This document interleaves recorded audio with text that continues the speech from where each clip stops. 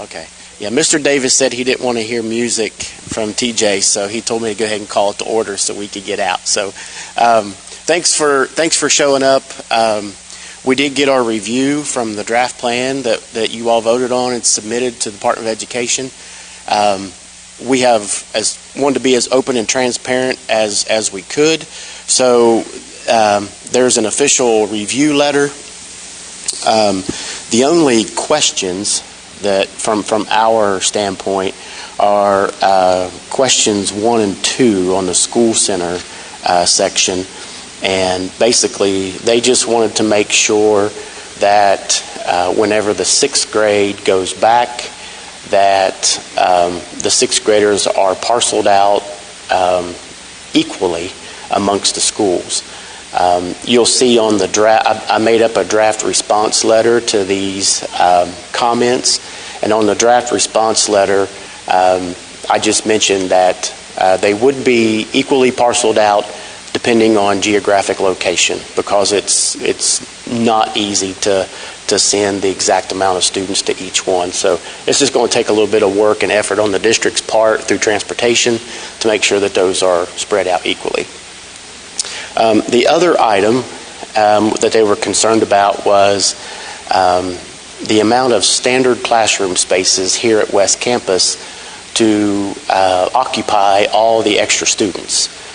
When we first started the process, and some of you may know or may not know this, is that they first told us that the building was too big, that you had too many rooms, and so they requested that we break Martin Hall off of the high school and the tech center off of the tech wing off of the high school. Well, that made the high school inadvertently smaller, so they are now concerned that you won't have enough standard classroom spaces. So I think as far as funding goes, we still need to keep them separated.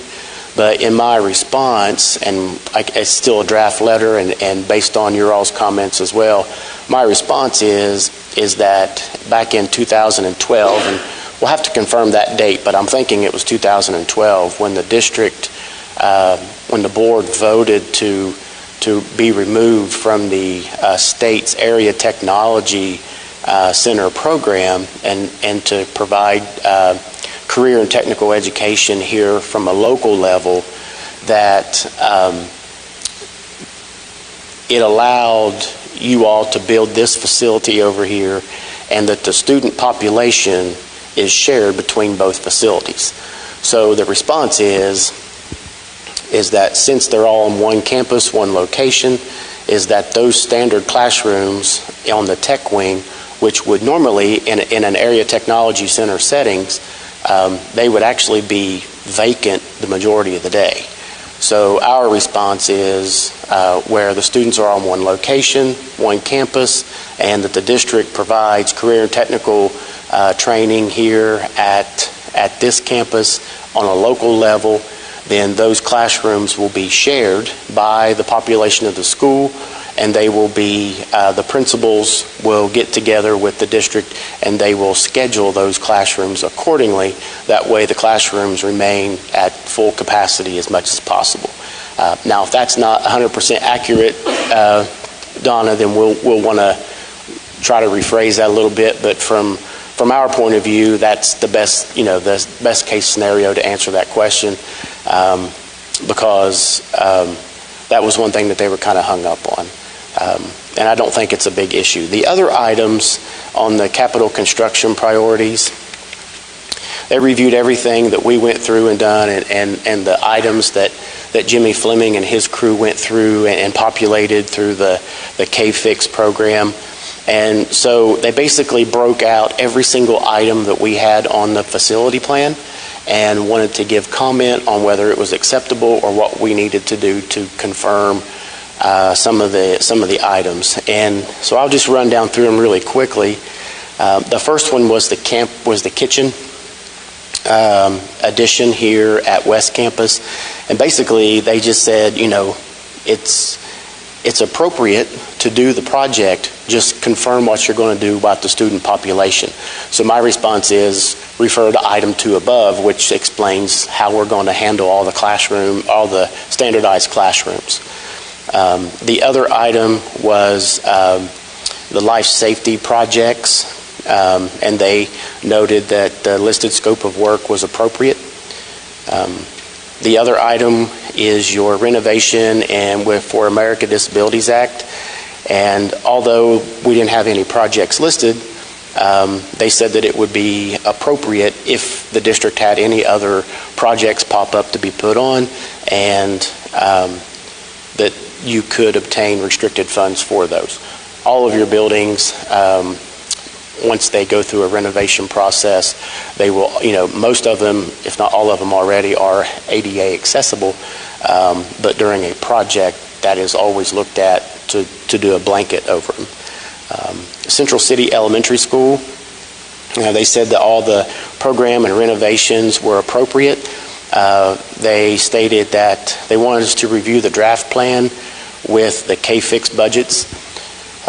When we prepared the budgets for the draft district facility plan, the budgets were based off of what current construction costs are coming in across the board, and especially for this area. The K-Fix plan, that system, the auditing portion, is because they look at numbers across the state. They've basically said that, just for instance, auditorium seating, regardless of location, they're $225 a piece. So if we listed that the auditorium needed new seats, the K-Fix budget system says they're $225 a piece. But in reality, due to location and how much we had to spend on these seats, that those seats they're going to cost a little more because of preference and how we put them in. So there were some things that they want us, they said by and large, and this on a couple of the projects, by and large the budgets should reflect each other, but some of the items we've gone back and we've adjusted to where they're more across the board. We were wanting to give you a realistic approach of what it could cost. They're wanting to add in the inflated numbers for some things. So we've gone back and we've changed that in the K-Fix program to where they both reflect. So the Renaissance Center, the draft plan, they want us to review that budget, so we've done so. The Muhlenberg North Middle School that will become Longest Elementary, the 1950 gym, we noted that on the facility plan for that to be renovated because it had never been renovated. When Amoresco, the company that prepared all the software, they failed to put the 1950s gym in Muhlenberg County's database. So we've had a request for Amoresco to go back and put that 1950s gym in the database so that we could mark it up and list it. So once that's done, it'll be obviously acceptable. Here at the West Campus, all the items appeared to be appropriate. They did obviously go back and look at the budget, and so we've done so, and then they want us to the comments, which is about population and standard classrooms. So again, we told them to refer to item number 2 above. That's how we're going to handle the standard classroom issue. The East Campus High School, which will become the middle school, again, everything that we listed on the plan was deemed appropriate, but they do want us to check out the budgets, and in addition, they wanted to make sure that that building is short a science room and a family resource center. And at the time, whenever we put the plan together, we knew that that building was substantially larger than the student population. So on the draft plan that the board will take a look at on Thursday, we will show where those 2 spaces have been added, but they'll actually be added as renovation of existing spaces into the Family Resource Center and a science lab. A lot of it's just basically renaming rooms, but for the most part, they want us to make sure that as a middle school, that it meets the current KDE regulation. Greenville Elementary School, under the renovations portion, all those were accepted. They just wanted us to review the budgets again. On the management support buildings, the board office, the bus garage, things of that nature, they said the projects are within the 80% limit, and so the renovation costs are acceptable.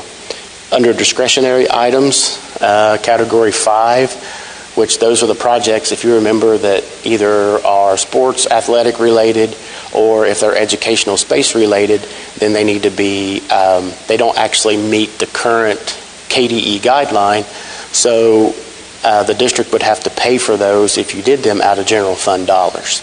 Well, based on the district's student-to-teacher ratio, Greenville Elementary is actually overcrowded.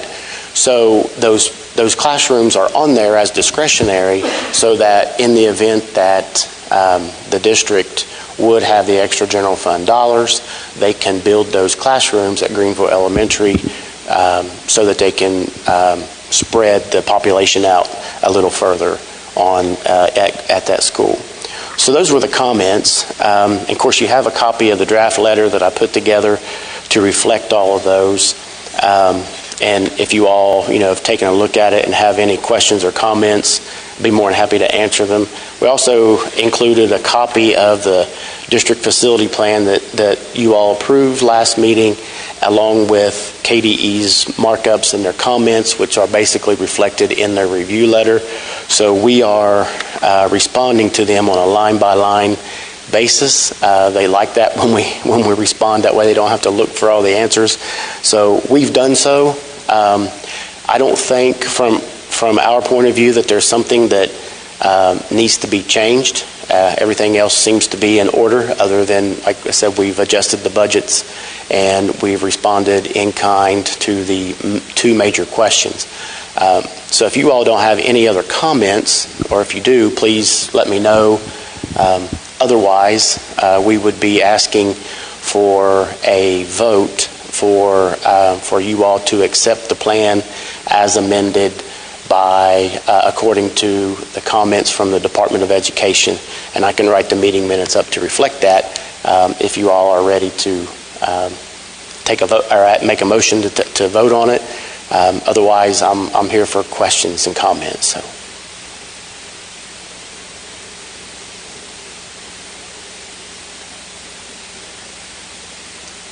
Okay. Make a motion. Motion made by Mr. Bletzinger to approve the plan as modified by Kentucky Department of Education. Mrs. Bumps seconds. Everyone in favor, or anyone opposed, raise your hand, and that way. Okay. Okay, all approved.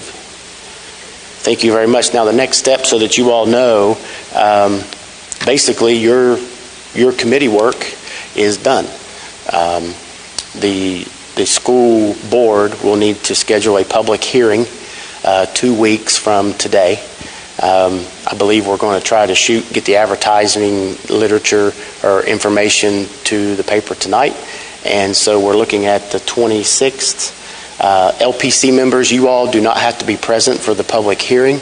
We fulfilled all the requirements of advertising the public forums for interaction with the public. The public hearing is just for if somebody wants to come in and make comment prior to the board approving the hearing packet and the final plan. So you all are basically, done until the board calls you all back in for committee work and for any changes to the district facility plan.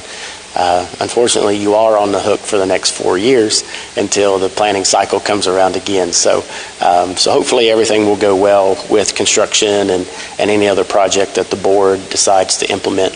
So otherwise, Mr. Davis, you all have any questions or comments? I definitely want to thank the folks for your help with this and being here.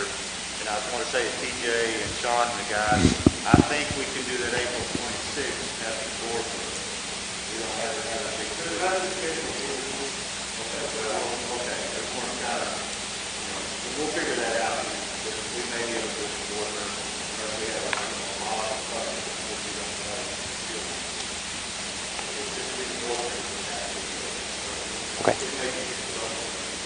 Okay, sounds good.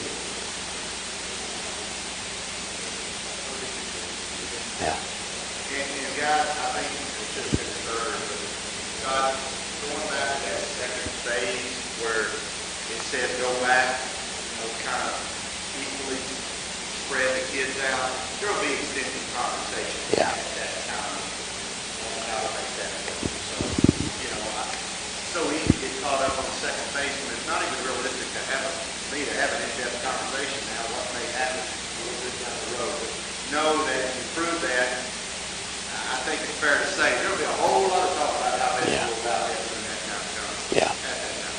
Yeah. Has to be, yeah, Right. for everything in It's not mind. like what we said now, that's what's going to happen. That's Right. a rough plan and we'll figure it out. Right, we just needed to respond in writing what the overall plan is so that they can go ahead and approve the plan to move forward. Then whenever the district gets into actually implementing phase 2, there'll be much more discussion that even the district may want to hold a public forum or anything for the parents and the students and staff to come in to really gain access to that information. So. Okay. Otherwise, thank you all very much. It's been good working with you all, and I'm sure I'll see you around as things progress. So have a good evening. Thanks, guys, for your time.